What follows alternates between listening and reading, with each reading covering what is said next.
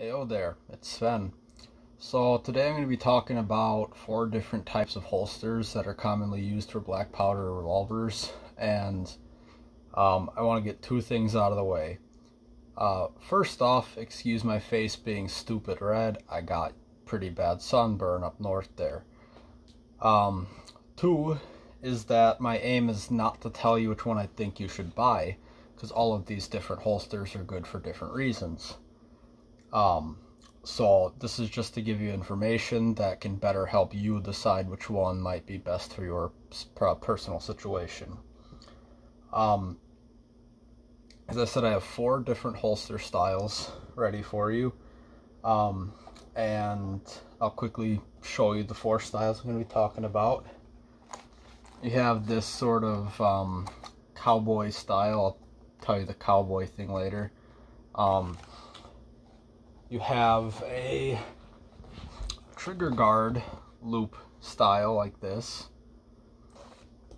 You have a hammer retention style like this. And then you have an old Civil War military style. Now, I think there's 3 things, potentially 4 things, potentially 5 things. I know my hands just did something stupid there, but whatever. Though the 5th one is a lot less important, that you should consider when buying a holster. And there's several other ones, such as material and stuff, but I'm not going to talk about that. First thing is the most obvious, and that's weapon retention. How well does your holster hold your gun, and how well do you need it to hold your gun, or want it to hold your gun for your specific purpose. Number 2 is how comfortable is it. Guns are generally not supposed to hurt you, like in holsters are definitely not supposed to hurt you. They're supposed to protect you, so carrying it or provide for you, or just be fun. Hurting you does none of that, so that's one thing. One that I think is often forgot about is it's supposed to protect your gun. How well does it actually keep your gun from getting damaged? And a 4th thing is, is it legal to carry your gun using that holster in whichever state you're in? And I'll touch more on that later. Number 5, that I'm not going to talk that much about, but I will give my personal opinions that you are totally free to disagree with. And that is, does it look cool? So without further ado, I think I'm going to get into it. So the first one I'll talk about is the cowboy style. I say cowboy style because these types of holsters are often made these days in a fashion that is not in line with history. Those super low on the leg holster styles you see, as far as I've heard, are not historically accurate. So these are the kind that are often seen in like Western or cowboy action shooting, stuff like that, they pop up all the time in TVs and movies and stuff. And, they're good holsters. But point number 1, how well does it hold your gun? Well, sometimes fairly well. I can't get it to fall out right now. However, some of them are not made with this leather loop here. This little thong that holds onto it like that. And even the ones that are, when I've carried this, it's been known to just easily pop off, and I don't notice it, and then weapon retention turns down quite a lot. However, as I said, weapon retention is not always something you want to be maximum. If you cannot draw your gun, well, that's kind of crap.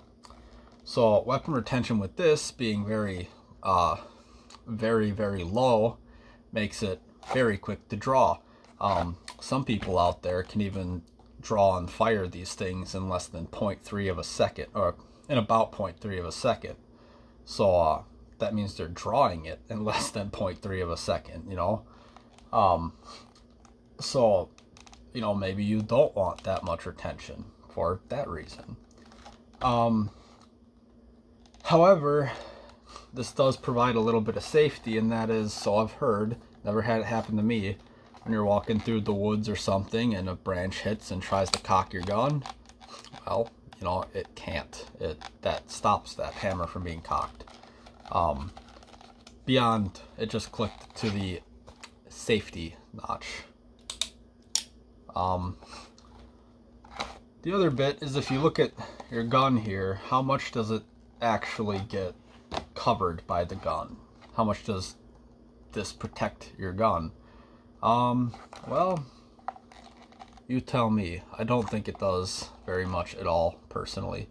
It does to an extent, but your trigger is a bit exposed. Some of these are even more exposed because they're for cowboy action and you really want to have a big open area so you can get the gun, get the trigger very easily and quickly. So that's usually fairly low. The other bit is this bottom part is very open. So if you hit the dirt or the mud or the sand or any of that, sticks, stones, leaves. By the way, when I do this, I'm not actually pointing it at my face. It's pointing there. So, anyway, I also pre-checked to make extra sure that all of them were unloaded, both physically and, I can't think of the word, but you know what I'm talking about, visually. So yeah, protection of the gun, usually not very high, retention's pretty low. And comfort, some people really like them. I don't like them for, I mean, I like them, but they're not too comfortable when you use these little guys for your legs. Because of the short nature that these guns tend to be and the high center of mass that comes with that, they often like to sort of sag like this sometimes. And these leather straps stop that from happening. Though normally they are down here. I've tucked them up here so they're out of the way and just sort of look a little cool. And I've found that with this Uberti, it doesn't actually fall out like this too often. Is it legal to carry? As long as open carry is legal, these are usually good to go, because, you know, the gun is pretty well exposed half the time. Does it look nice? You be the judge. I think they look fine. So let's move on a bit. Then you have the trigger guard retention style right here. This is a holster that I really like. This is holding a 1858 Remington New Model Army. Just like that. And I'll go through the general basics of it again. So first thing, weapon retention. How does it fare? Well, it varies actually on three different factors. Factor one would be how new is the holster. This is a new one, and you see it holds that very well. Now let's show you an old one. This is a gun that I've carried almost every single day since 2015. So it's kind of beat up, and if you can't tell, so is the gun. This still holds it fairly well. However, as you see, that has loosened and it will fall off after time depending on the gun that's in it. This is an up and a down, because upside is if you need to quickly draw, a little push is sufficient to get it out. But usually just walking around, especially with the barrel's length, it doesn't just fall out on you randomly. So there's that. But there is a way that you can actually retain the gun in better, and I'll show you with this guy, and that is to actually put the strap through the trigger guard and then clip it. When you do that, it will not fall out, basically no matter what, unless this comes off. So you can do that if you want, and weapon retention isn't that bad because once you open that up, it just flies out anyway. So that's not a problem. The only problem is you kind of have to reach in the trigger guard to put it in.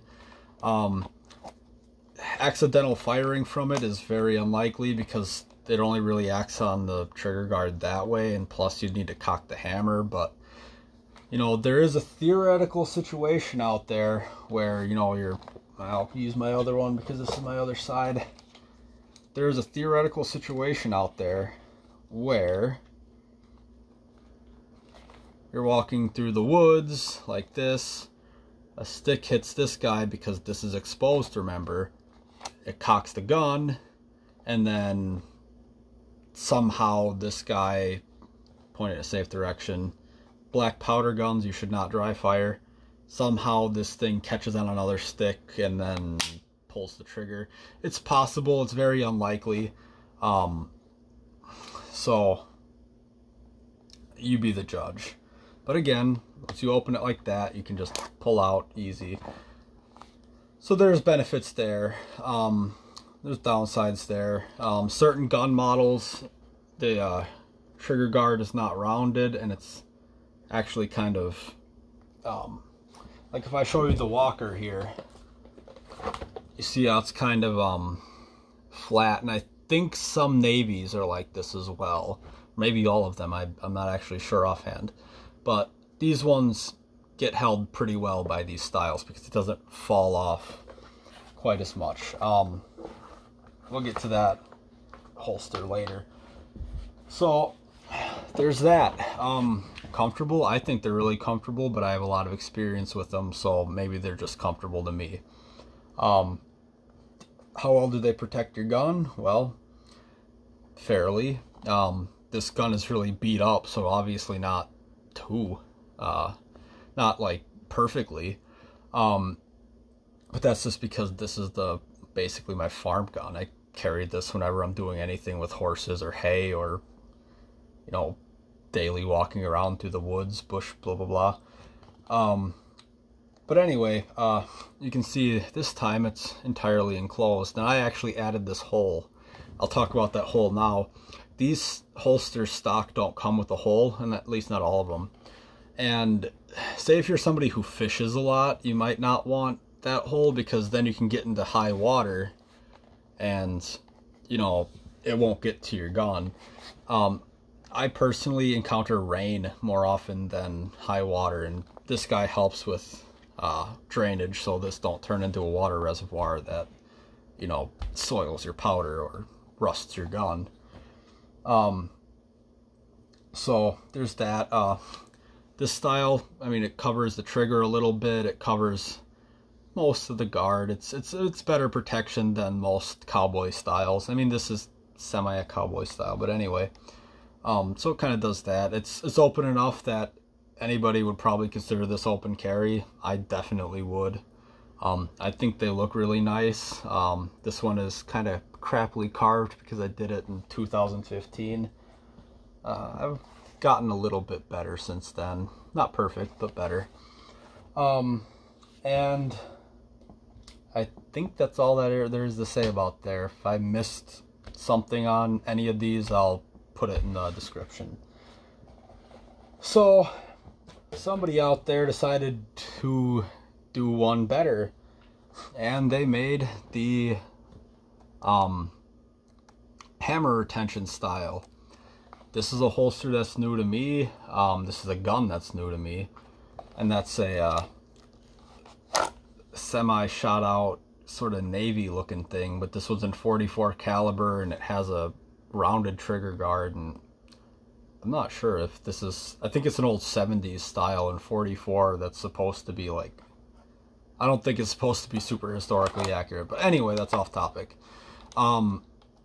So first thing, weapon retention is really good. It's better than the other one.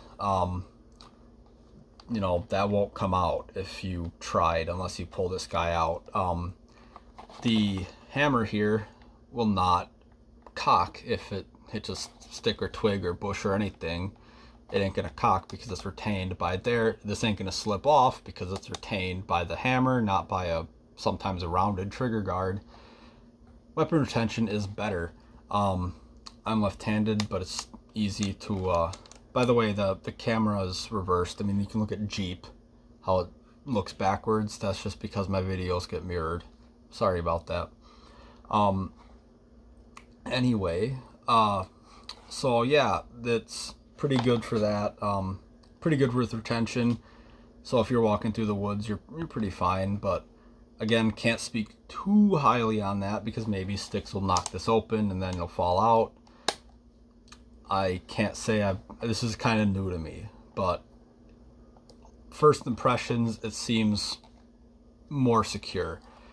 How well does it protect the gun? Well, this particular one leaves the trigger, this part, and the handle open, which is good for quick draw. You can get to it quickly. So it's really seeming like a middle ground to me. You get all right protection, not the best in the world. This one hasn't been carried too much. It has been fired a lot though, because you can see it's a little bit shot out. A little bit. It's quite a bit shot out. But anyway, so it's fairly protected. Does it look nice? That's up to you. I think it's on the lower end of the look spectrum. You know, it's not open here. It doesn't even have a hole. So, well, it does actually have a hole right there. I just noticed that. It's probably for a leg wrap. God, I'm getting off track. I'm really tired. Sorry, I just got back from up north. Anyway, legality, I think you're fine if it's open carry because it's quite open. You know, ain't much more to say about that. The last style here is going to be the Civil War military style, like this guy here. You can tell this one's actually fairly drastically different. This guy, well, first thing is, how well does it retain the weapon? I think you can guess that's not coming out no matter how hard you try, unless you go through the steps and open this guy up, grab it, and even then, it ain't falling out. Then you can pull it off, and it's quite well retained. This is my Pieta 1860 Colt Single Action Army. Anyway, it retains the gun extremely well, and it protects the gun extremely well. It tends to sit at about an angle kind of like this, sometimes a little more, sometimes, well, generally a little more, or this. Rain hits this, it'll flow right off. Nothing's gonna hit the gun except for back here potentially, but even then, this leather goes beyond a ways, so it's kind of hard to actually hit it without hitting the leather first. I have a personal anecdote with these, and that is on this guy, which contains my 1847 Colt Walker. I fell from a horse at a full gallop with this gun, with this holster, hit the ground, dragged across it for about 10 feet. I got some scratches in the holster. I buffed out a few there, but got some scratches in it. But not a single scratch on the gun. The gun is completely fine mechanically, and I just oiled it, so it might be a little yucky looking, but no scratch on the gun, no damage to the gun. This holster protected it extremely well, and even after all these years, the 5-pound gun, you have to shake it a little bit to get it to pop out. These hold the guns very well, and they're also pretty cheap. This one was $15. I think they look pretty nice. They're not as nice as some of the other options, but they look pretty nice. So weapon retention good. They protect the gun well. They look all right. And there is actually a problem with them though, and that is these could be considered concealed carry because they are not readily recognizable as a firearm. So this guy right here, if you saw this on somebody's side, you was most likely a gun nut to some extent, would probably think, oh, that guy has a gun. Any random person off the street might not know. Even some modern gun guys might not know that this is, or some people who are into like modern guns, I should say, might not know that this is a gun. So your state may consider it concealed carry, and if that is something that your state doesn't allow or requires a license for, you should be aware of it. But I really like these guys. So I'll give a quick recap, giving kind of score. Cowboy gun, I say cowboy gun, but cowboy holster, I would say is low for weapon retention. It is usually fairly low when it comes to weapon protection.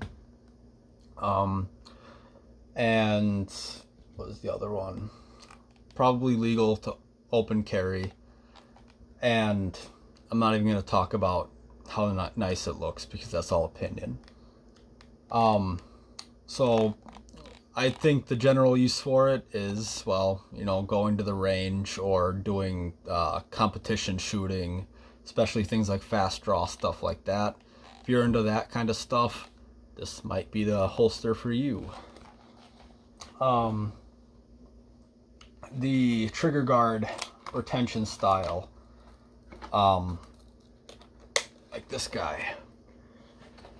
Well, this is generally fairly good in my experience for, it's a good all around, I'll put it that way.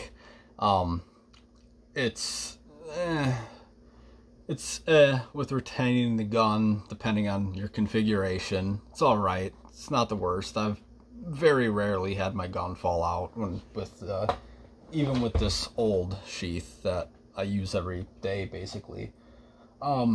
So it's alright with weapon retention.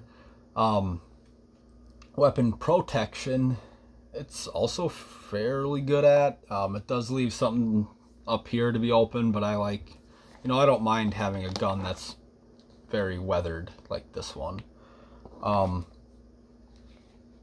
So protection's alright. It's better than the other kind. And definitely open carry. This guy, yeah.